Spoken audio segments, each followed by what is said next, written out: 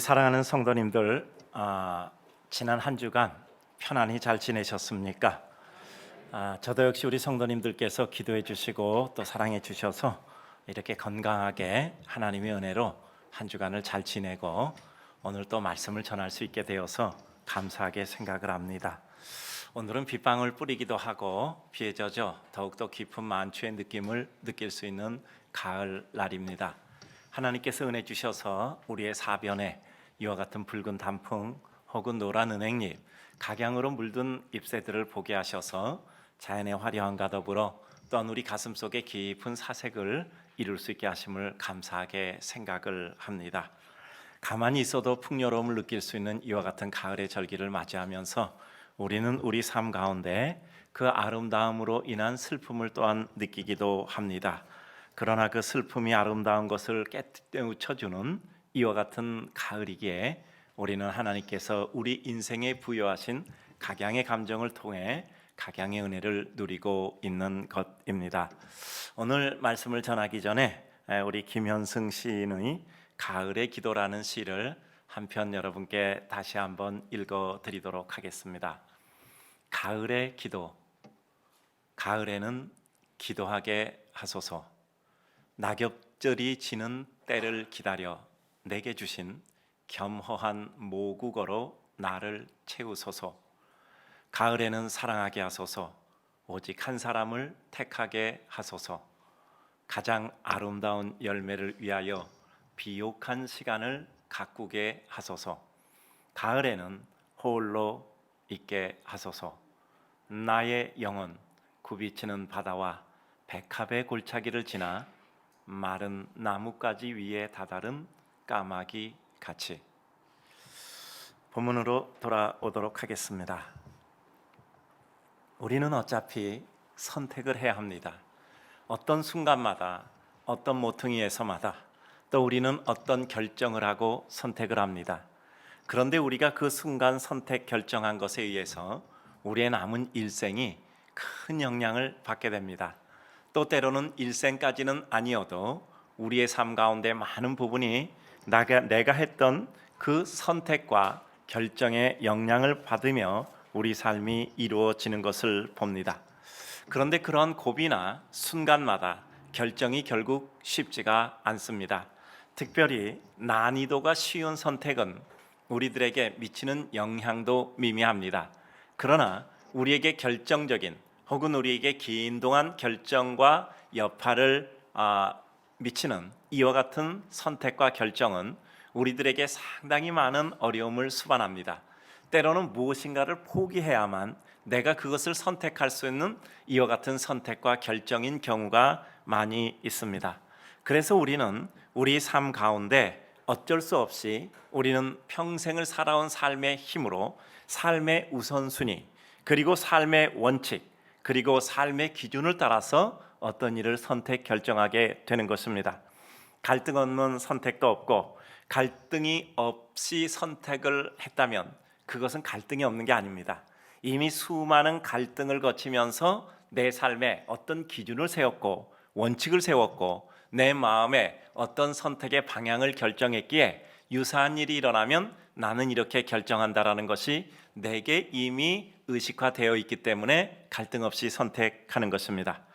그러므로 우리들은 치룰 값 다 치루었기에 의연한 백성으로 우리 삶의 결정을 이루고 그 결정에 따른 결과에 대해서 하나님께 감사하며 살아가는 것입니다.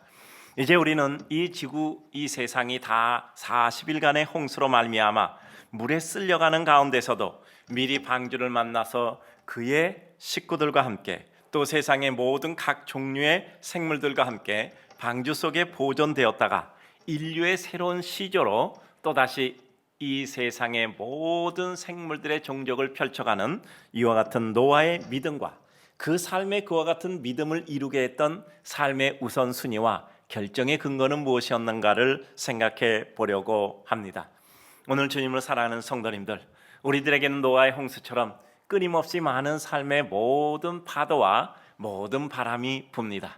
그런 가운데 우리는 어떻게 준비했고 그리고 어떤 결정을 하는데 어떤 근거와 원칙, 기준에 의해서 결정했는가에 따라서 바른 결정, 그리고 그 결정을 어떻게 끝까지 유지할 수 있으며 결과는 무엇일까를 우리는 말씀을 통해서 생각해 보려고 합니다. 먼저 노아가 이 세상에 보존될 수 있었던 이유는 무엇입니까? 눈앞에 보이는 상황이 어떠하든 하나님의 말씀을 명하신 대로 다 준행하였다라는 사실입니다. 6장 22절을 보게 되면 노아가 그와 같이 하여 하나님이 자기에게 명하신 대로 다 준행하였더라라고 말씀하고 있습니다. 노아에게 있어서 그 삶의 모든 결정과 선택과 진행, 완성의 기준은 하나님의 말씀이 명하심이었고 그 하나님의 말씀의 명하심에 그대로 준행하는 이것이 그의 삶의 기준 원칙이었던 것입니다. 마른 하늘에 배를 만들라고 하면 이것은 전혀 설득적이지 않은 내용입니다. 때로 믿음은 우리가 닥치고 있는 현재의 사람들의 상식이나 아니면 세상의 상황, 내 삶의 여건과 전혀 다른 것을 마치 우리들에게 요구하는 듯한 이와 같은 때를 느낄 때가 있습니다. 이 세상의 하나님의 뜻이 내 인간의 뜻과 똑같이 부합하여 일치한다면 우리가 특별한 하나님으로 섬겨야 될 이유가 없겠죠. 하나님의 논리와 우리의 논리는 다릅니다. 왜 다르죠? 논리는 어디서 나온다고 했죠? 논리는 힘에서 나온다고 말씀드렸습니다. 어떤 사람이 돌을 드는데 이 사람한테 굉장히 무거워요. 이 돌은 무거워, 난 들 수 없어. 이런 논리가 형성된 겁니다. 근데 힘이 있는 사람이 와서 그 돌을 덜렁 들어요. 이게 뭐가 어려워? 뭐가 무거워? 그 사람에게는 어렵지 않은 논리입니다. 예수님과 사람들의 차이를 느낄 수 있는 장면이 있잖아요. 회당장 야이로의 딸이 예수님이 도착했을 때 병들었던 그 딸이 죽었단 말이죠. 그러니까 사람들이 이제 안 됩니다, 딸이 죽었습니다 라고 회당장 야이로에게 얘기하죠. 근데 옆에 있었던 예수님은 뭐라고 말씀하셨죠? 아니야, 잔다 라고 말씀합니다. 사람들은 황당하기 짝이 없어요. 이미 숨쉬지 못하고 죽은 시체에 불과한 그 딸을 예수님이 잔다라고 말하니까 사람들이 비웃었단 말이죠. 누가 틀렸습니까? 다 맞았죠. 인간의 논리로 볼 때는, 인간의 능력으로 볼 때는 논리적으로 생각해서 예수님이 틀린 겁니다. 그러나 예수님은 하나님이기 때문에 하나님의 권능은 죽은 자를 살릴 수 있기 때문에 잔 것에 불과해요. 그러니까 예수님은 잤다라고 말씀하고 있는 것이죠. 여러분, 하나님의 논리와 우리의 논리가 다를 뿐입니다. 그러면 결과적으로 우리 인생의 모든 귀결은 어떻게 되는가를 살펴봐야죠. 우리 인간이 생각한 대로 되지 않고 모든 것은 하나님의 뜻과 섭리대로 되는 거죠. 예수님이 잔다라고 하면 그 아이는 일으켜 세우겠다는 뜻이고 일어난다는 뜻입니다. 결과적으로 예수님이 그 아이를 일으켜 세우니 사람들이 놀라더라라고 바뀌게 되는 것이죠. 그러므로 우리가 이 세상을 살면서 무엇인가 내 눈앞에 있는 모든 상황과 현상보다 어떻게 해서든지 하나님의 말씀 명하신 대로 준행한다라는 것이 우리의 기준과 원칙이 될 때 우리는 내게 주어진 현재의 여건과 사람들의 정서와는 맞지 않는 것 같을지라도 결국 그것이 우리의 길을 아름답게 인도함을 봅니다. 십계명 다 지켰다고 자신 있어 하던 부자 청년에게 예수님은 과제를 하나 주셨어요. 그러면 재물을 팔아 가난한 자들에게 나눠주고 나를 쫓으라라고 말씀하죠. 이 청년은 재물에 대한 집착이 강했던 사람입니다. 모든 면에 준수했습니다. 그런데 그가 재물을 버릴 수는 없다는 거 예수님이 알고 그와 같은 과제를 주셨죠. 예수님께서는 그 청년이 밉살스럽거나 아니면 그 청년에 있는 재물을 없애버려서 그저 땅에 무릎 꿇리겠다는 뜻이 전혀 아니었습니다. 이 청년에게 가장 큰 좋은 것을 주시기 위하여 그를 가로막고 있는 장애물을 예수님께서 떨궈 주시는 것이었죠. 그런데 청년은 그 장애물을 넘지 못했던 거죠. 마음에 슬퍼하며 그는 돌아가고 말았던 것입니다. 주님을 따르는 것도 실패했으니 그 마음속에 서럽고 자기 자신이 물질을 포기하지 못하는 자기 자신의 모습도 서럽고 그는 슬픈 기색으로 돌아가고 말았던 것이죠. 그러므로 우리 인간의 눈에는 여러 가지 어려움으로 느껴지나 주님의 본뜻은 그에게 진정한 자유와 이 세상의 모든 것 이상을 누리는 하나님의 영광을 주려고 했던 것을 그는 잡지 못했던 것입니다. 우리들의 삶 가운데 하나님의 말씀이 우리 삶의 기준이 되어 그것을 준행함이 원칙이 되면 우리는 이와 같은 노아와 같은 구원과 구조 역사를 이루게 되는 것이죠. 비웃음과 조롱에도 불구하고 하나님의 말씀을 따른다는 일념으로 그를 흔드는 모든 소리를 귓전으로 흘릴 수 있었던 것입니다. 사람들의 조롱을 받습니다. 노아가 미쳤구나. 무슨 마른 하늘에 배를 지어 무슨 홍수가 나. 그러나 그럼에도 불구하고 그는 하나님의 뜻을 수행하여 최종적으로 하나님의 축복의 자리에 이른 것을 보게 됩니다. 우리 삶에는 내가 배운 것, 사람들의 통념, 그리고 우리가 살아왔다면서 느꼈던 모든 경험들, 그것을 능가하는 하나님의 말씀이 우리들에게 다가올 때가 있습니다. 여러분, 우리가 살아가는 삶의 세계도 그렇지 않습니까? 사람들의 모든 상식적인 통념은 일반적으로 통용되어야 돼요. 그러나 새 시대를 여는 것은 통념을 넘어서는 새로운 이와 같은 통찰과 성각적인 하나님의 은혜입니다. 여러분, 늘 말씀드리잖아요. 여러분 느끼고 있지 않습니까? 1000명이 뛰어서 1등하는 사람은 절대 이 세상에서 1등은 못합니다. 1000명 중에 1등일 뿐입니다. 여러분, 정말 1등은 누구라고 말씀드렸죠? 늘 노래처럼 부르잖아요. 아무도 안 갔는데 자기 혼자 가서 1등하고 만세 부르고 거기서 춤추는 거야. 그러고 돌아보니까 자기가 걸어온 길이 있어요. 그 길목에 앉아서 딱 그 길로 지나가는 사람에게 세금 받는 사람, 이런 사람을 성각자라고 하잖아요. 남이 가보지도 않았어. 생각도 못했어. 근데 그는 그 길을 가는 거 아무도 안 따라와. 그런데 자기 혼자 가는 거예요. 사람들은 그를 미쳤다고 얘기할 수도 있죠. 그러나 그 길이 옳은 길이고 가야 할 길이고 그 길이 무엇인가 다른 사람에게 유익을 끼칠 수 있을 길이라는 것을 확신하고 그는 모든 수고를 다하여 혼자 뛰어서 혼자 1등한 겁니다. 고독하고 외롭고 소외당했겠죠. 그러나 나중에 보니까 그 길이 사람에게 유익을 주는 길이 돼서 모든 사람이 그 길로 가는 겁니다. 성각자죠. 그래서 그는 그 길목에 앉아서 사람들에게 안내자가 되고 길잡이가 되고 사람들에게 세금 받아서 그것 가지고 유익한 일들을 하겠죠. 우리들의 삶이라는 것은 무엇일까요? 우리들의 삶이라는 것은 무엇일까요? 언제나 우리가 통념과 평상적인 우리의 삶의 모든 것이 매우 필요하지만 거기서 갇혀서 더한 걸음 못 나가는 것이 아니라 그것을 넘어서는 또 다른 세계가 있음을 알고 그 세계를 향하여 나아가는 거죠. 요즘 우리가 사는 세상과 산업사회도 마찬가지 아닙니까? 그러나 하나님의 세계는 그것보다 더 오묘하죠. 언제나 내가 수고하고 애쓰고 모든 지혜를 짠 후에 우리는 마지막으로 하나님께 무엇라 기도합니까? 하나님, 내가 짜낼 수 있는 지혜는 여기까지입니다. 이제 이 앞부분은 하나님께서 이루실 부분이니 하나님께서 이유를 인도하여 주옵소서. 우리는 그렇게 기도할 수밖에 없는 것이죠. 우리는 말로 주장하는 사람이 아니라 하나님의 말씀을 실제로 실행하는 사람입니다. 말로 떠드는 사람은 죽을 때까지 말하다 끝납니다. 우리는 죽을 때까지 말하고 끝나는 것이 아니라 하나님의 말씀을 준행함으로 결국은 최종적인 하나님의 은혜의 승리자가 되는 것입니다. 그러기 위해서 뭐죠? 잘 들어야 될 소리도 있지만 어떤 소리는 잘 듣지 못하는 것도 축복입니다. 소외되고 버림받을 곳에는 우린 소외되고 거기서부터 버림받아야 돼요. 사단에게 버림받아야 됩니다. 사단에게 소외돼야 돼요. 그러나 하나님에게 있어서는 어떤 경우에도 영접받고 환대받아 그의 영원한 나라에 들어가야 되는 것이죠. 그러므로 때로는 우리는 세상의 여러 가지 일들에 대해서 그 소리를 귓전으로 흘려들을 줄 알고 하나님의 말씀에 집중하여 우리는 하나님의 뜻을 향하여 가는 것이 믿음의 백성의 일을 이루는 과정이기도 합니다. 방주를 제작하는 지루하고 오랜 기간 동안에도 하나님의 말씀에 대한 기대로 그 마음의 기쁨을 가졌습니다. 인생 어차피 참는 일은 오랫동안 못합니다. 탄성한 게 있어서 고무줄 느리다 보면 땅 끊어지잖아요. 수없이 말씀드렸습니다. 절대 참는 거 끝까지 못 참습니다. 끝까지 참는 사람은 없어요. 결국 끊어지는 겁니다. 그러면 노아가 이와 같이 지루한 작업을 진행할 때 어떻게 그 일을 끝까지 할 수 있었을까요? 고대 시대예요. 무슨 기술이 발달됐겠습니까? 노아가 돕는 사람도 별로 없고 그 식구나 좀 도와줬을까요? 그런데 그 큰 배를 만들었단 말이에요. 엄청나게 큰 배잖아요. 근데 그 배를 만들어가는 기간이 얼마나 오래 걸렸겠습니까? 그러나 그가 이 지난한 과정을 겪으면서 마지막 완성할 수 있었던 것은 그의 마음에 하나님의 말씀에 대한 뜨거움이 불타고 있었던 겁니다. 그의 마음에 뜨거운 기쁨과 감격이 불타고 있었던 거예요. 오늘 노아의 기사를 통해 볼 수 있는 감격적인 내용이지요. 하나님께서 또한 어떻게 하셨죠?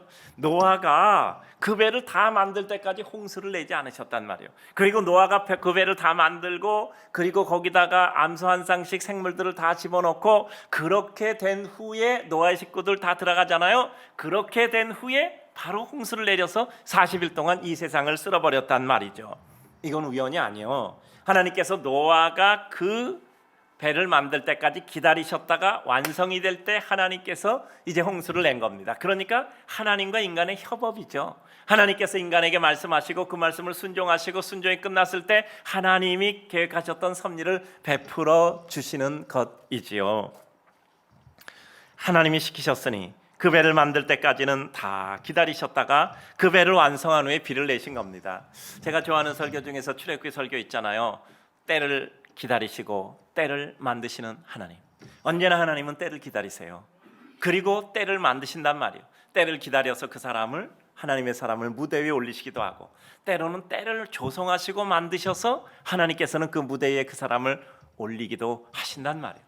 저희 요즘 이런 코로나, 이런 전염병 전국으로 말미암아 이와 같이 문명사적인 모든 것이 변화되는 시기잖아요. 잠깐이라면 스쳐가는 바람인데 이렇게 긴 시간이라면 이건 무엇인가 분명히 흔드는 것이 있는 거죠. 무엇인가 지쭉 흔들면 세상이 바뀌는 것이고, 세상이 바뀌면 새로운 문명과 역사가 일어나는 거죠. 그 가운데 하나님께서 그의 사람 준비시켰다가 무대를 만드시고 그 위에 무대 위에 올리시는 거죠. 그래서 우리는 이때를 알고 하나님의 사람은 준비하고 자기를 갖추고 하나님께서 그를 무대에 올리실 때 그 다음에는 달려가야 되는 거죠. 그래서 우리에게는 너무나 좋은 기회니까 가슴 설레는 마음으로 기쁨으로 우리의 삶을 준비해 가는 것이 우리의 일이라는 것이죠. 우리에게 사명을 주었다면 우리는 그 맡겨진 사명을 감당하기 전까지는 하나님 나라 갈 수가 없어요. 왜냐하면 배가 만들어지기까지는 하나님께서 기다리셨단 말이요. 우리의 사명이 다 하시기까지는 하나님께서 기다려 주시는 거란 말이죠. 혹시 몸이 아프신 분들 계십니까? 하나님께서 주신 사명이 분명하시다면 이렇게 기도하세요. 하나님, 저는 지금 사명이 진행 중이니까, 지금 노아가 배 만드는 것처럼 내 사명을 감당하는 중이니까 이 사명 다 마칠 때까지는 하나님께서 나를 건강하게 하실 줄 믿습니다. 그렇게 하시고 살아가시기 바랍니다. 근데 아무것도 할 일이 없어 맨날 이렇게 그냥 일상을 생각하고 있으면 조심해야 돼요. 하나님이 날짜를 고르고 계시는 중입니다. 뭔가 할 일 없으면 그 다음에 어떻게 해요? 할 일 없으면 그 다음에 맞춰야죠. 그러니까 뭔가 할 일이 있다는 거, 무지개를 보고 가슴이 뛰지 않으면 뭐라 사나요? 오조드가 그런 시 썼죠. 정말 무지개를 보면 가슴이 뛰어야 돼. 내 삶의 하루를 보면 가슴이 뛰어야 돼. 내일 아침에 일어날 거라고 생각하면 머릿속에서 정말 무슨 생각이 팍팍팍 나야 돼. 아침에 일어나면 내가 누구 만나고 어떤 일하고, 이게 가슴속에 뜨거워야 된단 말이야. 내가 이렇게 일주일 지나고, 내가 1년 지나고, 나의 1년 어떻게 되고, 나의 10년 어떻게 되고, 나의 20년 후, 나의 30년 어떻게 될 것인가, 이걸 생각하면 가슴이 뜨거워서 그냥 있을 수 없어야 돼. 그것이 하나님이 우리에게 주신 은혜잖아요. 그래서 우리는 하나님 제 사역과 사명을 완성한 후에 주 앞에 갈 수 있는 아름다운 은혜와 영광을 더하여 주시옵소서. 따라서 합시다. 나는 아플 틈도 없습니다. 그래요. 아플 틈도 없어요. 우리는 달려가기도 바쁜데 언제 아파?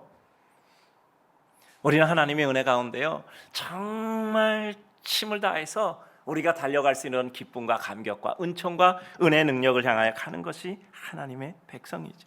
저는 이 장면이 가장 감동이 되는 거야. 아니, 노아가 그 긴 기간 동안, 노아가 그 사람이 그만한 큰 배를 만들 때 얼마나 오래 기다렸겠느냐고요. 근데 그 배를 만들 때까지 하나님께서 질질하게 참으셨단 말이에요. 그리고 그 배가 다 만들어져서 노아가 그 생물들을 배로 들이고, 그리고 딱 사람들까지도 그 자기 식구까지 배로 들이고 딱 닫으니까 이제 그 다음에 하나님께서 비를 내리신 거잖아요. 물이 하늘에서 내릴 뿐 아니라 땅에서도 쏟아나니까 이걸 어떻게 감당을 합니까? 여기서 중요한 게 때잖아요. 하나님의 백성의 때, 준비의 때는 하나님이 기다려 주시는 거예요. 우리 사랑하는 성도님들, 용기를 가지시기를 바랍니다. 그래요. 노아는 그 지난한 고통의 세월을 오직 하나님이 주신 은혜로 살았기 때문에 지루함이 아니라 그 삶은 기대가 되는 삶이었어요. 야, 내가 이 배를 만들면 하나님께서 이 배에 이 모든 짐승들 태우고, 그리고 우리 식구들 태우고, 하나님께서 이제 시대 가운데 하나님께서 또 우리를 지켜보고 인도 보존하시겠지. 그러니까 하나님의 은혜를 이루고 있다는 기쁨이에요. 여러분, 삶이 지루하죠. 삶이 어렵죠. 힘이 없죠. 힘이 없고 여건이 안 돼서가 아니라 가슴에 꿈이 없고 불이 없어서 그래요. 여러분, 요새 솔루션이라는 말 자주 하잖아요. 여러분 생각하세요. 어떤 문제를 해결하려면요, 근원이 뭔지 알아야 해결하잖아요. 아니 동쪽이 어려운데 엉뚱하게 서쪽 가서 열심히 처리하면 그게 되나요? 그러니까 어떤 문제를 해결을 하려면요 원인을 찾아야 된단 말이야.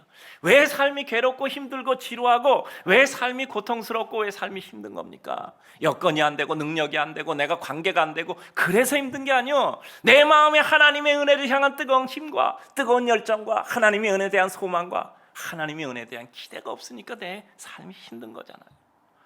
노아가 그 배를 만드는데 사람은 비난하지. 이게 뭐 하루 이틀 되는 것도 아니고 끝도 없는 것 같지. 근데 하늘은 봐도 계속 비 한 방울 떨어지지 않지.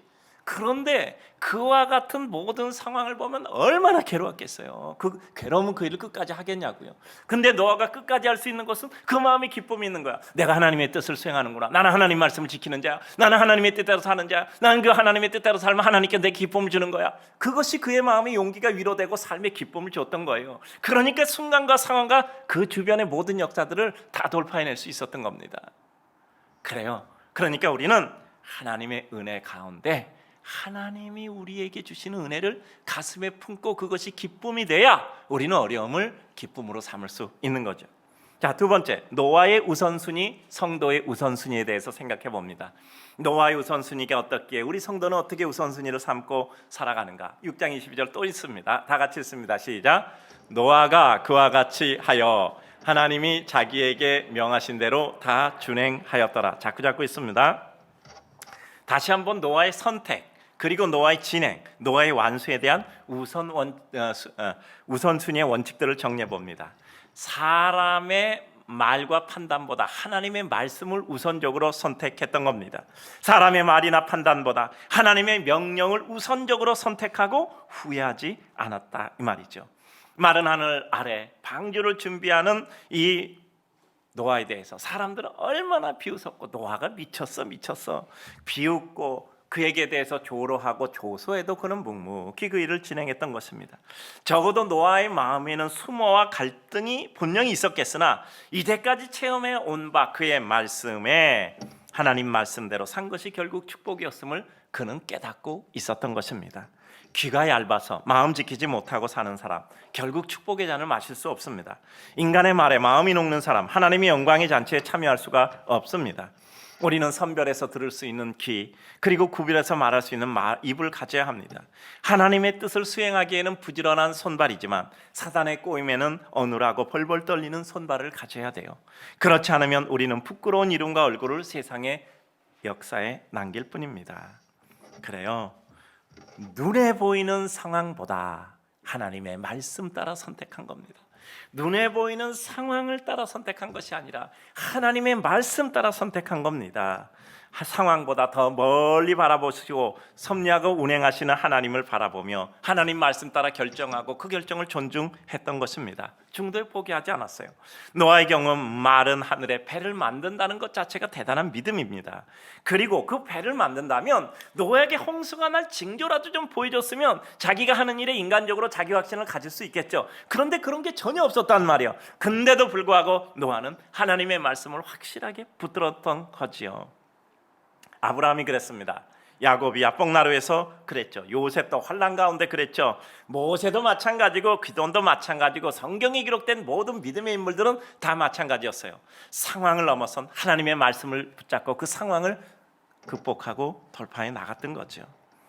하나님의 일은 언제나 상황과 같이 병행하여 진행될 때도 있지만 그 상황을 넘어서 진행되는 경우도 많이 있었습니다.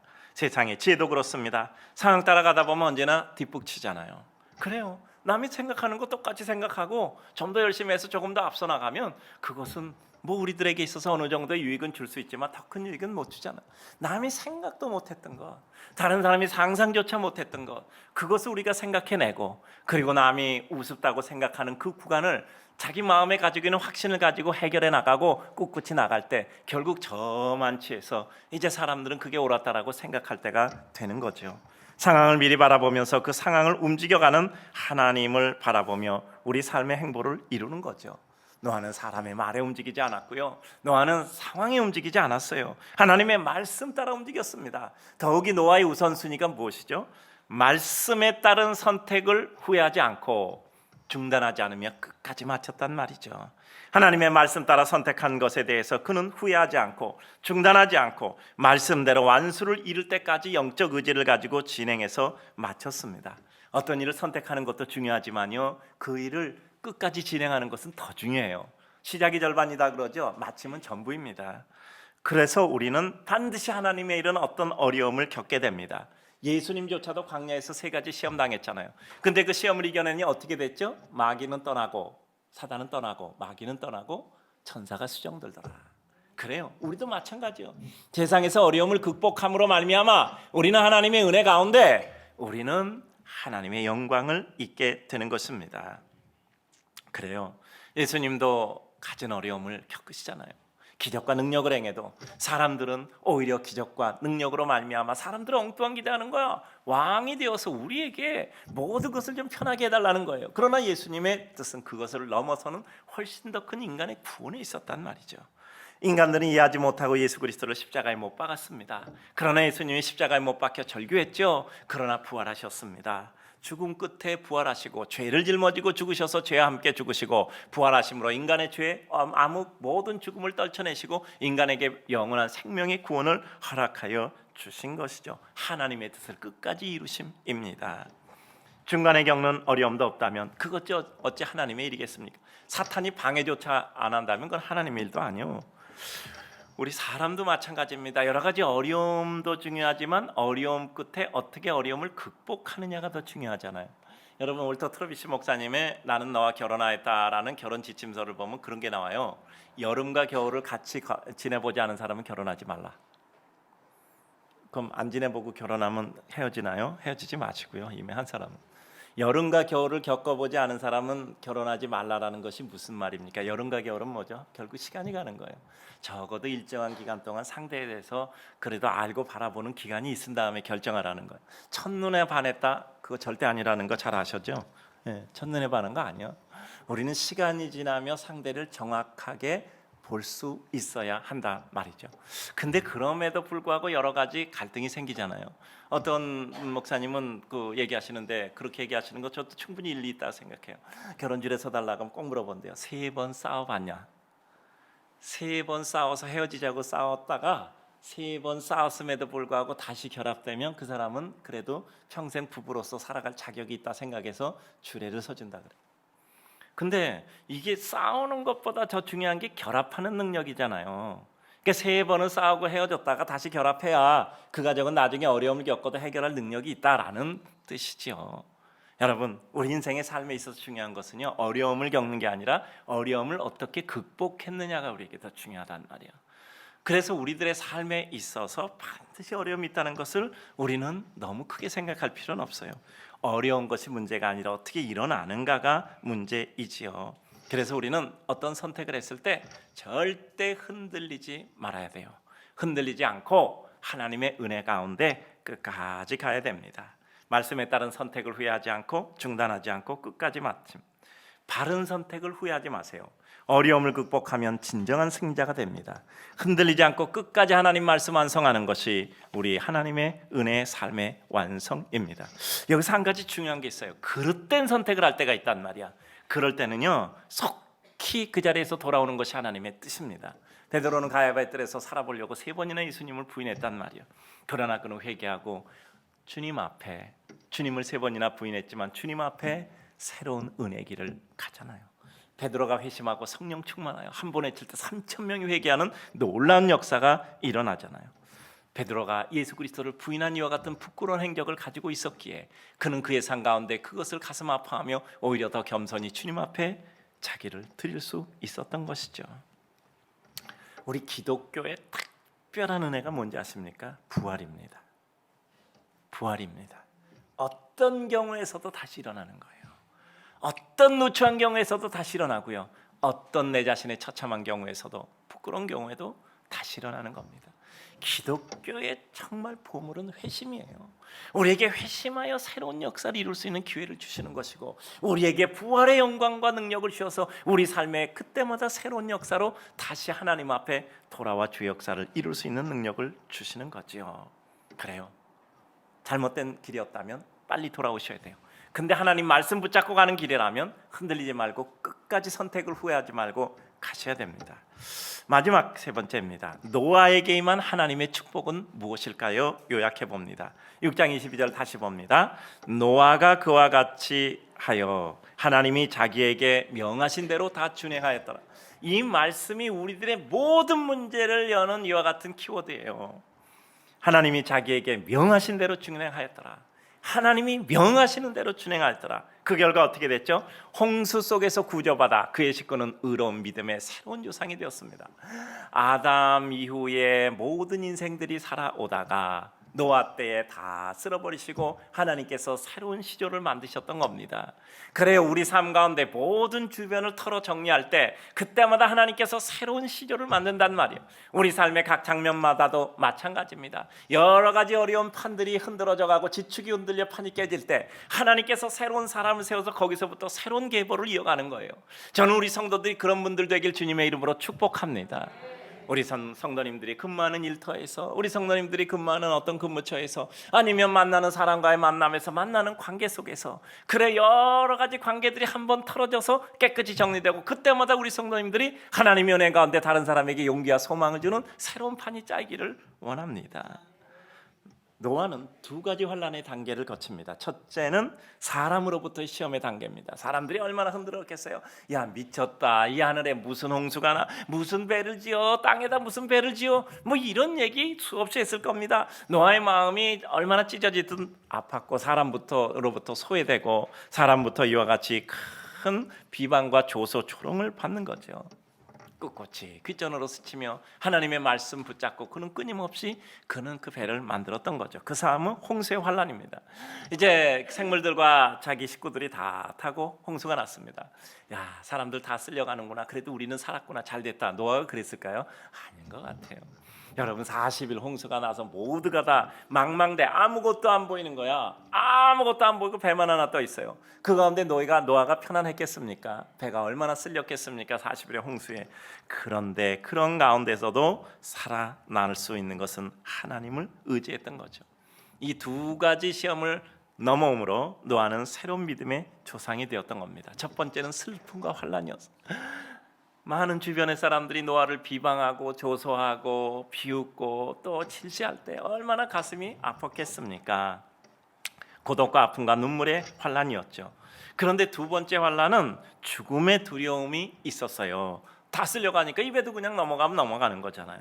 그러나 하나님의 지켜주심을 눈으로 확인하면서 가는 괜찮은 여행이었던 것입니다. 우리에게 어려움이 올 때 두 가지예요. 한 가지는 주변 사람들과 여러 여건으로부터 우리 흔드는 겁니다. 그건 이제 넘어갔어요. 두 번째는 실제적인 상황적, 실물적 그 어려움이 또 우리들에게 다가온단 말이에요. 근데 그때는 우리가 그래도 마음에 확신이 있으면 괜찮아요. 그래, 우리 내가 첫 번째 사람과 주변 여건의 모든 어려움을 거쳐왔으니까 이런 어려움 또 내가 마음 굳건히 잡고 가면 하나님의 은혜가 있어. 그러니까 하나님의 말씀 붙잡으면 우리 삶이 달라지는 것입니다. 그 다음, 하나님이 만드신 새로운 세계에서 축복의 은총 누리며 그 삶을 이어가게 된 것입니다. 이제 하나님 만드신 새로운 세계입니다. 여러분, 큰 어려움이 있으면 반드시 새로운 세계가 열리는 겁니다. 거기서 축복의 은총의 백성으로 마침내 모든 후손들을 펼쳐가며 새로운 역사를 이루어가는 것입니다. 하나님이 환난과 곤고를 주셨으면 그 다음 장면을 기대하시기 바랍니다. 다 주목해 주세요.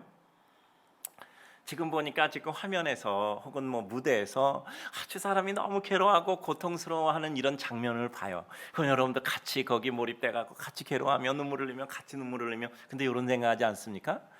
다음 회에는 어떤 장면이 나올까? 다음 무대는 어떤 장면이 나올까? 여러분 그런 생각 안 하고 봅니까? 너무너무 괴로워, 너무너무 눈물 흘고 주인공이 너무너무 슬픔을 당해. 그러면 그 드라마나 그 극이 끝날 때까지 그렇게 될까요? 아니라는 거 다 알잖아요.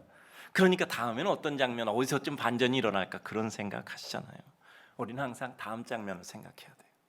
다음 장면.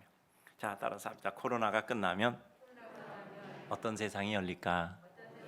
그 가운데 내 역할은 무엇일까? 내 역할을 감당하기 위해서 나는 지금 무엇을 가지고 있는가?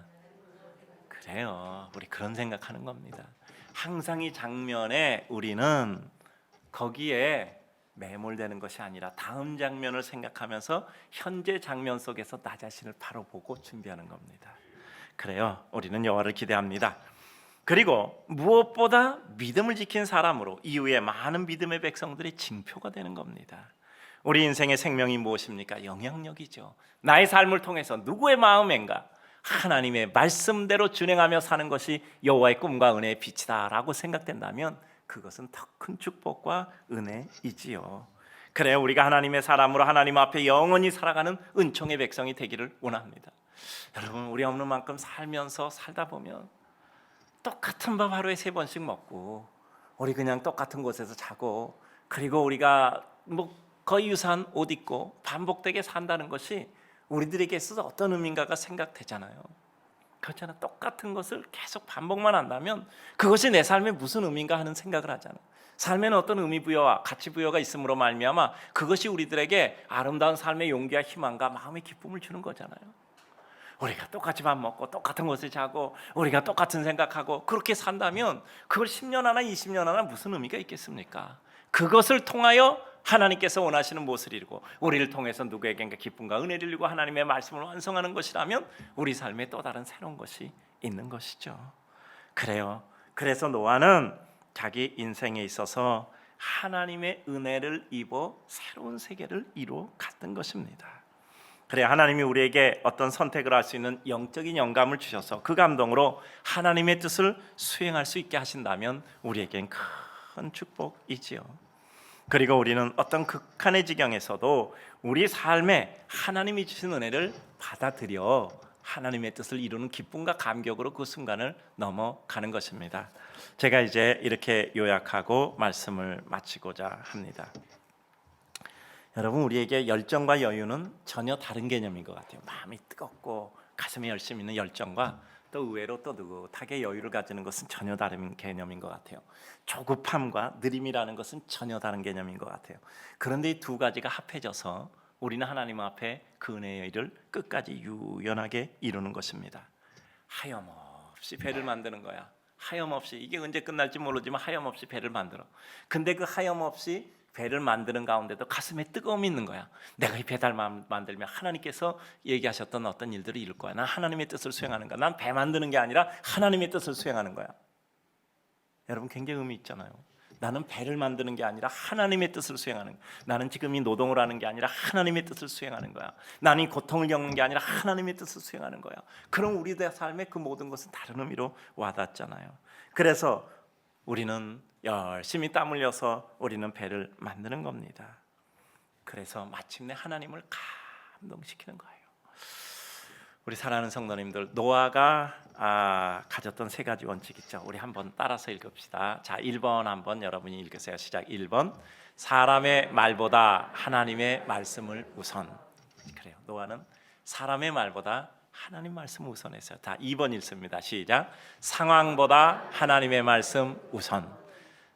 사람의 말보다 하나님의 말씀 우선하고 상황보다 하나님의 말씀 우선했어요. 마지막 3번 시작. 한 번 정한 것을 후회하지 않고 하나님 말씀을 바라보며 가는 것. 그러나 잘못 결정한 것이 있으면 속히 되돌려 하나님 품으로 뛰어들 것. 그래요. 한 번 결정했으면 후회하지 않고 하나님 말씀 바라보며 가는 거예요. 근데 이건 하나님의 뜻이 아니었다라고 생각하며 속히 되돌아 하나님 품으로 뛰어드는 겁니다. 우리 성도님들, 사람의 말, 우리 주변 상황, 여건보다 하나님 말씀 우선하여 삽시다. 그리고 한번 정했으면 끝까지 하나님 말씀 바라보며 가는 겁니다. 주의 은총 임하시기를 주님의 이름으로 축복합니다.